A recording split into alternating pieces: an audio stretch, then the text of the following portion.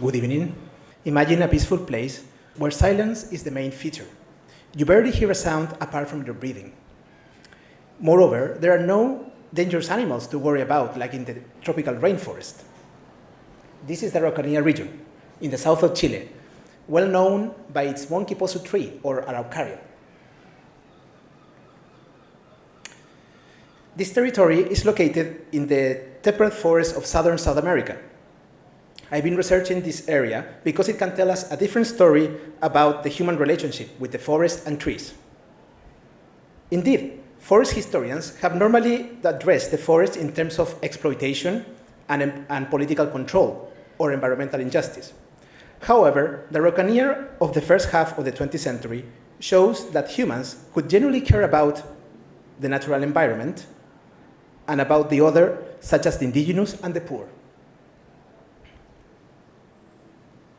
These experiences could be useful for our current anxieties around climate change, since they show us that our relationship with the other and with nature has not necessarily been a negative one. I will demonstrate my point with two cases. The first one, I have titled it Protecting Nature. Historians have normally criticized the state for not doing enough in the protection of the forest resources, especially during the first half of the 20th century. Forest rangers, especially, have been criticized for seeing the trees as crops to be exploited. However, in the Araucanía region, evidence suggests that important efforts were deployed to protect the forest. This was considered a key resource for the economic and ecological stability of the country. For example, sources show that foresters were ready to clash with other governments or non-government agents if the forest was at stake. In June 1916, journalists accused foresters of the Villarrica Forest Reserve of mistreating agents from a settling commission. According to the note, they used sticks and stones to expel them from the reserve. However, according to other informants, they only stopped the commission by placing themselves at the entrance of the conservation unit. We will never know if the usage of the force was true or not, or if sensationalist interests were behind the news. But what is certain is that the efforts of foresters to stop other agents in entering into reserves could be common.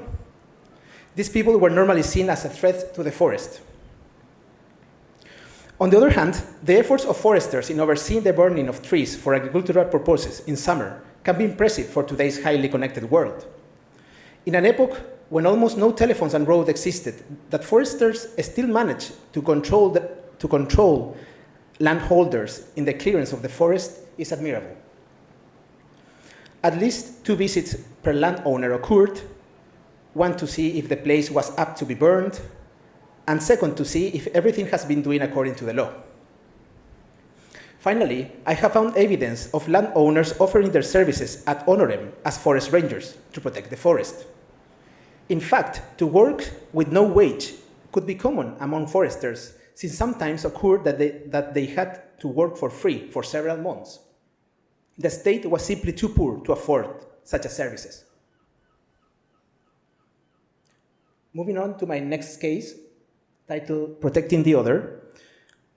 Forest rangers, especially in colonial settings, have been criticized for being too strict in the reenactment of the law, and for blaming sometimes traditional societies for destructing the natural environment with their economic activities.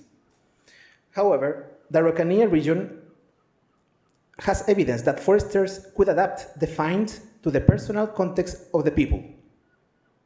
For instance, in one case, the farmer was too poor to pay for the fine and he was forgiven. In another case, the farmer was illiterate and thus unable to read the forest law. Again, he was forgiven. On the other hand, foresters could praise indigenous for their skills in managing ecologically the Araucaria, or monkey possum tree.